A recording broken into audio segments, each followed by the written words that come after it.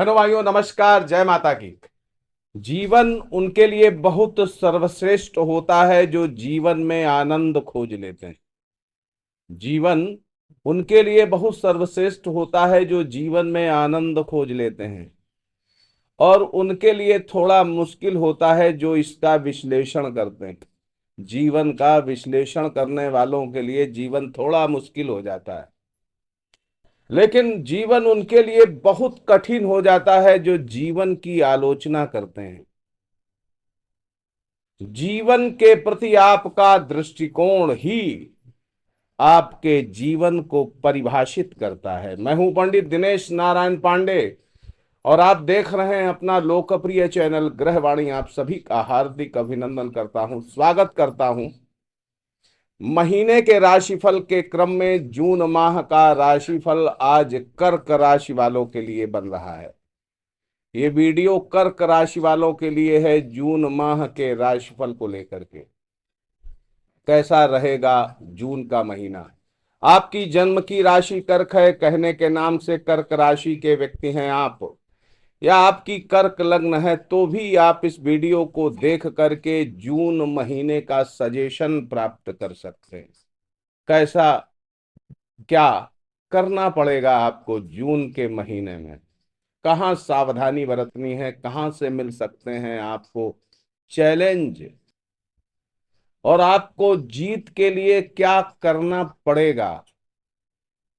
सबसे पहले ग्रह गोचरीय व्यवस्थाओं की चर्चा होगी, आपकी आर्थिक व्यवस्थाओं की चर्चा होगी, आपके व्यक्तित्व की चर्चा होगी, प्रेम संबंधों की, शिक्षा प्रतियोगिता की तैयारी कर रहे हैं तो आपके लिए कैसा रहने वाला है ये जून का महीना और क्या करना चाहिए।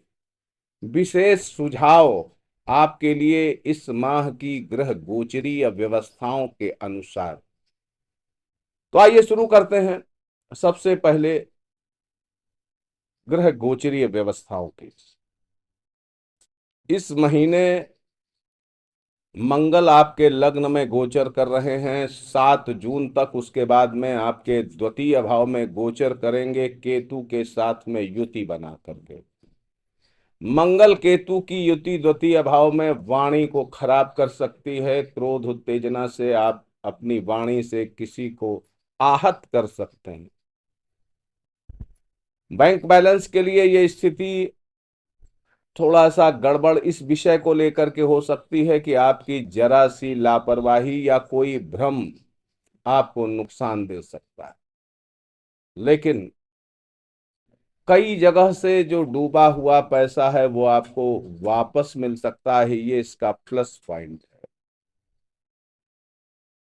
बुध आपके इस माह 3 बार राशि परिवर्तन करेंगे। बुध 6 जून तक तो वृषभ राशि में है, उसके बाद ये 22 जून तक मिथुन राशि में आपके द्वादश भाव में रहेंगे, 6 जून तक आपके एकादश भाव में रहेंगे, द्वादश भाव में 22 जून तक, और उसके बाद आपके लग्न पर बुध देवता गोचर करेंगे। बुध का ये तीनों जगहों पर तीनों भावों में परिवर्तन आपके लिए काफी अच्छे परिणाम दे सकता है। कर्क राशि वालों के लिए बुध नकारात्मक ग्रह इस विषय पर होता है क्योंकि ये द्वादशेश होता है और तृतीयेश होता है, लेकिन ये जो गोचर इस माह है बुध का वो आपके लिए अच्छा है। तृतीय चतुर्थ भाव के स्वामी शुक्र ये गोचर कर रहे हैं आपके दशम भाव में, और ये यहाँ 29 जून तक गोचर करेंगे। उसके बाद ये अगली राशि पर जाएंगे। सूर्य 15 जून को अगली राशि पर मिथुन राशि में जाएंगे। शनि आपके नवम भाव में गोचर कर रहे हैं, राहु अष्टम भाव में गोचर कर रहे हैं, सूर्य बुध बुधादित्य योग ये आपके एकादश भाव में बन रहा है महीने की शुरुआत से ही। देवगुरु बृहस्पति द्वादश भाव में गोचर करेंगे मिथुन राशि में। द्वादश भाव में देवगुरु बृहस्पति का गोचर प्रायः अच्छे परिणाम नहीं देता है, तो इस गुरु का उपाय क्या है वो आपको इसी वीडियो में चर्चा में बताएंगे। बहनों भाइयों, जो कर्क राशि के व्यक्ति होते हैं, देखिए खासियतों को समझते चलिए। आप अपने अंदर की छुपी खासियतों को समझते हुए चलेंगे तो कई दफे आप अपने आप को समाज में मतलब प्रतिबिंबित कर लेंगे, समाज में अपने आप को शो ऑफ कर पाएंगे। आप अपने अंदर की विशेषताओं को, और हर व्यक्ति को अपने अंदर की विशेषताओं को समझना चाहिए। यहां पर जो कर्क राशि के व्यक्ति होते हैं, त्वरित निर्णय लेने की क्षमता होती है, और त्वरित निर्णय ले करके आप कामयाब भी होते हैं और कामयाब हो सकते हैं। तो किसी भी विषय पर जब निर्णय लेने की बात आवे तो आपको त्वरित निर्णय लेना चाहिए। और प्रायः कर्क राशि वालों के त्वरित निर्णय गलत नहीं होते हैं, प्रायः। और अगर आपकी आपकी जन्म राशि जो कर्क है और उसमें चंद्रमा कृष्ण पक्ष का है यानी निगेटिव चंद्रमा है, तो आपको भगवान शंकर के मंदिर में प्रतिदिन माथा टेकने का नियम बनाना चाहिए अगर आप जीवन की बुलंद ऊंचाइयों तक जाना चाहते हैं तो। देखिए चंद्रमा की राशि है और शिव से आपका गहरा कनेक्शन है। भगवान शिव ने आपकी राशि को, आपकी राशि स्वामी को अपने सर पर बिठा रखा है। अब इस तथ्य को समझ लेंगे तो कल्याण हो जाएगा। आपकी आर्थिक स्थिति प्रायः अच्छी रहती है, ये गॉड गिफ्टेड चीज है। चल संपत्ति से ज्यादा अचल संपत्ति होती है, ये गॉड गिफ्टेड है। यानी कर्क राशि के 95% लोगों के साथ ऐसा होता है। और अगर आपके साथ ऐसा नहीं है तो फिर अपनी कुंडली को झांकिए, देखिए कहां गड़बड़ हो रही। और अगर कृष्ण पक्ष के चंद्रमा में आपका जन्म हुआ है तो भगवान शंकर से नाता जोड़ लीजिए, या अपने जीवन में किसी गुरु से गुरु दीक्षा ले लीजिए, आपके कल्याण के रास्ते खुल जाएंगे। 21 से 36 वर्ष का जो कालखंड होता है ये आपके लिए बहुत श्रेयस्कर होता है, इस बात पर कि इसी अवधि में आपका भाग्य उदय हो जाता है।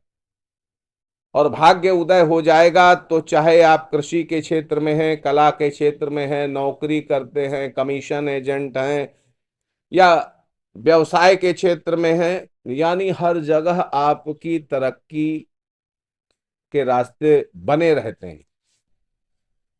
अब इस महीने की चर्चा करें तो महीने की शुरुआत से 7 जून तक लग्न में मंगल, अब यहां पर मंगल कर्क लग्न में, कर्क राशि लग्न के अनुसार मंगल बड़ा पॉजिटिव ग्रह होता है, क्योंकि कर्म क्षेत्र का स्वामी होता है और आपकी इच्छा शक्ति महत्वाकांक्षाओं का स्वामी होता है, आपके ज्ञान का स्वामी होता है। और लग्न में यद्यपि वो नीच का होकर के बैठता है, अब नीच का होकर के बैठता है तो थोड़ा सा क्रोध उत्तेजना आपके नेचर के विपरीत आने लग जाती है, लेकिन मंगल यहां आपको पॉजिटिव रिजल्ट ही देते हुए दिखेंगे। आपके अंदर शक्ति प्रदर्शन, आपके अंदर कंपटीशन में सक्सेस होने का एक जज्बा पैदा होगा। आप अपने आप को फेस कर मतलब उस परिस्थिति से फेस करने के लिए अपने को तैयार पाएंगे। वहीं पर अधिकारों के प्रति, अपने अधिकारों के प्रति काफी सतर्क हो जाएंगे, सचेष्ट रहेंगे। अपने हक और हकूक के लिए बराबर तैयारी आपकी बनी रहेगी। वहीं पर भौतिक ऐश्वर्य बढ़ेगा, आत्मविश्वास बढ़ेगा, और किसी भी तरह का कोर्ट कचहरी में मामला आपका चल रहा है तो इस महीने आप जीत सकते हैं। हालांकि कोर्ट कचहरी के मामलों की बात की जाए तो आप सभी जानते हैं कि वहां बस तारीख पर तारीख, तारीख पर तारीख तारीख पर तारीख यही चलती रहती है। लेकिन अगर आप मामले को फाइनलाइज करना चाहें आजकल कलयुगी तरीके से, तो कहने का मतलब जून के महीने में फाइनलाइज कर पाएंगे। आपकी इच्छाओं की, आपके विचारों की 100% पूर्ति इस महीने होगी। प्रयास आपको करने पड़ेंगे। जमीन जायदाद से जुड़ी चिंताएं आपकी बढ़ जाएंगी। भूमि, भवन, वाहन की योजनाएं आपने बना रखी हैं, तो इस महीने आप उनके प्रति काफी संजीदा हो जाएंगे, और संजीदा हो जाएंगे तो उसका लाभ भी उठा पाएंगे। मंगल केतु की द्वितीय भाव में स्थिति जो 7 जून के बाद बन रही है, ये आपके मुख से जुड़ी, मुख के अंदर की मांसपेशियों से जुड़ी, दांतों से जुड़ी कुछ लोगों को समस्याएं दे सकता है। क्रोध उत्तेजना में आकर के आपसे अपशब्दों को निकलवा सकता है, यानी आपकी वाणी को दूषित कर सकता है। आपके अंदर नॉनवेज, अंडा आदि खाने की प्रवृत्ति बढ़ सकती है, जो आपके लिए खतरनाक बन सकती है। पित्त प्रकोप से, मांसपेशियों के दर्द से, नेत्रों से जुड़ी परेशानियां आपको संभव हो सकती हैं मंगल केतु द्वितीय भाव में बैठने से। वहीं पर उच्चाधिकारी और राज्य सरकार से मामले अगर कोई आपके जीवन में लंबित हैं, तो आपकी क्रोध और उत्तेजना और वाणी से वो मामले बिगड़ सकते हैं। तो यहां पर थोड़ा सा सतर्क रहना पड़ेगा आपको। देखिए, आपकी जो राशि है बड़ी पॉजिटिव राशि इस बात पर है कि अगर आपका चंद्रमा जन्म कुंडली में अगर पॉजिटिव स्थिति में, तो आप बहुत सुलझे हुए इंसान होते हैं, बहुत सुलझे हुए इंसान होते हैं। लेकिन चंद्रमा अगर आपकी जन्म कुंडली में कृष्ण पक्ष का है, दूषित चंद्रमा है, अशुभ चंद्रमा है, तो कई बार आप उलझाव में, अपने स्वयं के उलझाव में उलझे रहते हैं। तो यहां पर देखा जाए तो ये मंगल केतु की द्वितीय भाव में स्थिति, अष्टम भाव पर दृष्टि, ये कहती है कि थोड़ा अगर सरकारी मामलों से जुड़ा कोई मामला है, तो यहाँ पर उसको बैलेंस करके चलना है, उसको फाइनलाइज करने के तिकड़म लगाने हैं।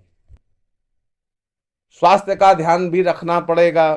सोशल कनेक्टिविटी महीने के उत्तरार्ध में काफी कम हो सकती है, लोगों से मिलना जुलना आपका कम हो सकता है। तो ये थोड़ा आपके नेचर के विपरीत स्थिति होगी, तो यहाँ पर थोड़ा सा आपको समझदारी दिखानी पड़ेगी। आर्थिक मामलों पर अगर हम विचार करें, तो आपके जो लाभ भाव के स्वामी हैं वो शुक्र होते हैं, और ये दशम भाव में गोचर कर रहे हैं 29 जून तक। अब दशम भाव में शुक्र का जो गोचरीय परिणाम है, ये प्रायः अच्छा नहीं देखा जाता। आपके लिए ये स्थितियां कॉन्टिन्यूअस परिवर्तनशील रहेगी। अगर हम ये कहें कि ये शुक्र बस केवल विघ्न बाधाएं ही पैदा करेगा, तो ये बात गलत हो जाएगी। क्योंकि आपकी चंद्रमा की राशि है, और चंद्रमा 2.25 दिन में अपनी राशि बदल देता है। तो यहाँ पर जो भी स्थितियां शुक्र से बनेंगी वो परिवर्तनशील रहेंगी। कभी 2 दिन आपके साथ विघ्न बाधाएं आ गई, फिर 2 दिन में आपका काम हो गया, फिर विघ्न बाधाएं आई, फिर काम हो गया। यानी इस तरह की स्थिति ये शुक्र पैदा करेगा। काहे में? आपकी नौकरी में, कार्य क्षेत्र में, आपकी अर्निंग में। तो यहां पर शुक्र की ऐसी ही स्थिति दिख रही है। लेकिन अगर टोटल पूरे महीने का एक बैलेंस बना करके देखा जाए, तो आपकी जो डेली इनकम है वो संतोषजनक रहेगी, अच्छी रहेगी, खराब नहीं रहेगी। मान लीजिए 2 दिन कम पैसा मिला, तो 2 दिन बाद ज्यादा मिला, काफी ज्यादा मिला, तो एक एवरेज देखा जाए तो आपकी जो अर्निंग है वो पूरे माह एवरेज की दृष्टिकोण से अच्छी रहने वाली है। आकस्मिक लाभ की संभावनाएं भी इस माह काफी कमजोर हैं, यानी सडन इनकम, शेयर सट्टा लॉटरी इत्यादि से आप सडन इनकम बनाना चाहते हैं, तो ये महीना काफी अच्छा नहीं है। अच्छा भी नहीं है, तो थोड़ा सा यहाँ पर सावधानी रखने की जरूरत है। बैंक बैलेंस और पैतृक संपत्ति से जुड़े मामलों में भी कुछ परेशानियां आपको इस महीने देखने को मिलेंगी। नौकरी कार्य क्षेत्र में मेहनत अधिक करनी पड़ेगी और उसका जो गेनिंग है, मतलब उसकी जो प्रतिक्रिया है, आपने बहुत मेहनत करी अपने कार्य क्षेत्र में, अपने नौकरी में, तो आप उम्मीद करेंगे कि आपके उच्चाधिकारी, आपके सहकर्मी आपकी तारीफ करें, और हो सकता है कि अपेक्षित तारीफें आपको ना मिले, यद्यपि मेहनत आप काफी करते हैं।